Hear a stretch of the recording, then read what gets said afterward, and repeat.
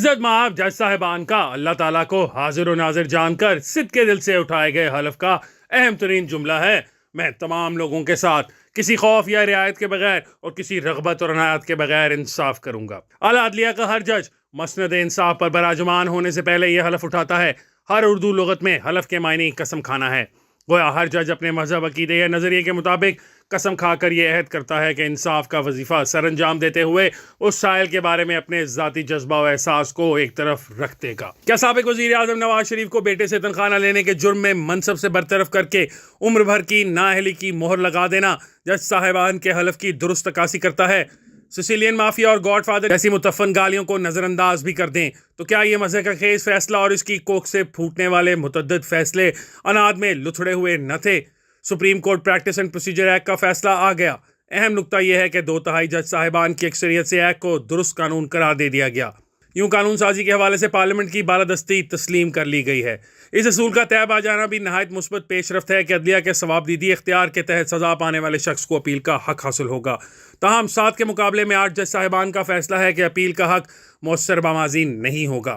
184(3) کے تحت دی جانے والی سزا کو حتمی قرار دینے اور ملزم کو اپیل کے حق سے محروم رکھنے والے 2 عالی مرتبہ جج صاحبان مسلسل وکلا کو زج کرتے رہے کہ اگر آئین سازوں نے دستور میں اپیل کا حق نہیں دیا تو پارلیمنٹ قانون کے ذریعے یہ حق کیسے دے سکتی ہے؟ 50 برس پہلے آئین سازوں کے حاشیۂ وہم و گمان میں بھی کہاں ہوگا کہ برسوں بعد اسلامی جمہوریہ پاکستان کی سب سے بڑی بارگاہ عدل میں کچھ ایسے نابغے بھی جلوہ افروز ہوں گے جو اپنے ثوابدیدی اختیار کا ڈھول پیٹتے ہوئے 3 بار کے منتخب وزیر اعظم کا ہانکا لگا کر اپنی شکارگاہ میں لائیں گے۔ زیر زمین گروہوں جیسی خفیہ کاری کے ذریعے نامی گرامی شکاریوں کا غول تراش کر کے اسے JIT کا نام دیں گے۔ شکاریوں کی بندوق کا نشانہ شکار پر مرکوز رکھنے کے لیے 3 جج صاحبان اونچی مچان پر بیٹھ کر مسلسل نگرانی کرتے اور رہنمائی فرماتے رہیں گے۔ محصور شکار کی تذلیل کے لیے بغض و عناد میں لت پت جملے کستے رہیں گے۔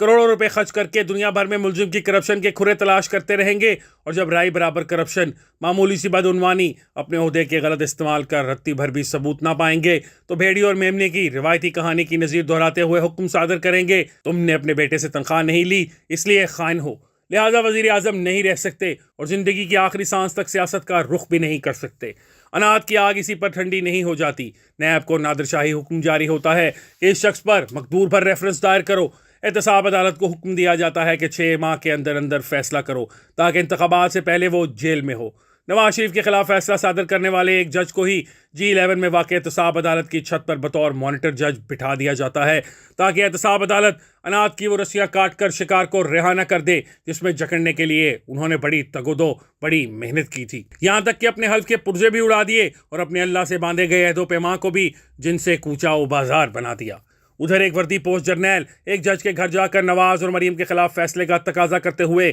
2 سال کی محنت کی دہائی دے رہا تھا، اور ادھر عزت مآب جج صاحبان تلائی گوٹا کناری والی سیاہ ریشمی بائیں زیب تن کیے محض اناد کی بنیاد پر احتساب عدالتوں کی مشکیں کس رہے تھے کہ کہیں ان کی محنت اکارت نہ چلی جائے۔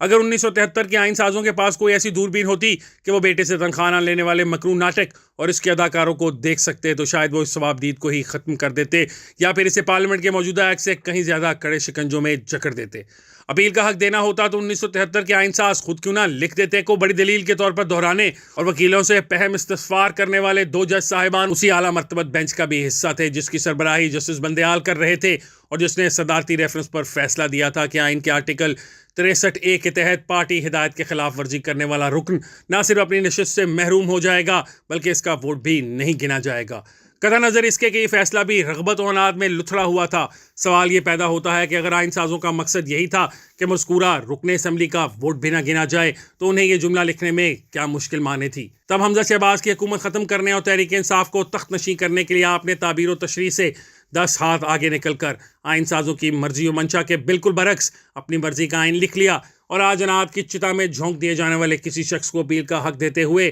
آپ آئین لکھنے والوں کو نعوذ باللہ کاتبان وحی کے مقام پر بٹھا رہے ہیں۔ اس سب کچھ کے باوجود عدلیہ نے آزادی کے نام پر اپنے گرد ایک مقدس نورانی حالے کا حصار سا بنا رکھا ہے۔ وہ مظلوم کی داد رسی، لوگوں کے بنیادی حقوق اور عدلیہ کی عالمی رینکنگ میں تنزل سے کہیں زیادہ اپنی بے مہار آزادی میں دلچسپی رکھتی ہے۔ ہر سوال سے آزاد، پارلیمنٹ سے بھی ماورا، ڈکٹیٹروں کو خلوت جواز دینے میں آزاد، انہیں آئین کی چیر پھاڑ کی اجازت دینے میں آزاد، جج کے گھر جا کر دھمکیاں دینے والے جنرل سے باز پرس نہ کرنے میں آزاد، جج کو برق رفتاری سے نمونہ عبرت بنا دینے میں آزاد، رغبت و عناد سے فیصلے کرنے میں آزاد، اللہ سے باندھا گیا عہد وفا توڑنے میں آزاد، پارلیمان کے بطن میں پڑے قانون کا سانس لینے سے بھی پہلے گلا گھونٹ دینے میں آزاد، 60,000 زیر التوا مقدمات کو بھاڑ میں جھونک کر سردیوں اور گرمیوں کی طویل چھٹیاں منانے میں آزاد، اور تقاضا یہ کہ پارلیمنٹ سمیت تمام ادارے اور 26 کروڑ پاکستانی اندھے عقیدت مندوں کی طرح دست بستہ اس کے حضور کھڑے رہے۔ نواز شریف 4 سالہ جلا وطنی کے بعد انشاءاللہ 21 اکتوبر کو واپس وطن آ رہے ہیں۔ بغض و عناد اور ناانصافی کے تمانچے کھانے والے شخص کو ایک بار پھر قانون و انصاف کے مراحل درپیش ہوں گے، لیکن اس کے ساتھ روا رکھے گئے عدالتی سلوک کی شرمناک کہانی کو پیش نظر رکھا جائے تو نواز شریف نہیں، خود عدالت کٹہرے میں کھڑی ہے۔ معاملہ نواز شریف نہیں، عدلیہ کی ساکھ کا ہے، اس کے وقار کا ہے۔ سوال یہ ہے کہ کیا عزت مآب چیف جسٹس قاضی فائز عیسیٰ کے عہد میں بھی عدلیہ کے بالوں پر غبارہ آلود رغبت و عناد ہی رہیں گے، اور کیا عدلیہ کے ماتھے کا داغ بن جانے والے فیصلے کسی تکنیکی موشگافی کے باعث اسی طرح اس کی پیشانی پر چپکے رہیں گے؟ کیا قاضی صاحب کے دور میں بھی عناد انصاف پر حاوی رہے گا؟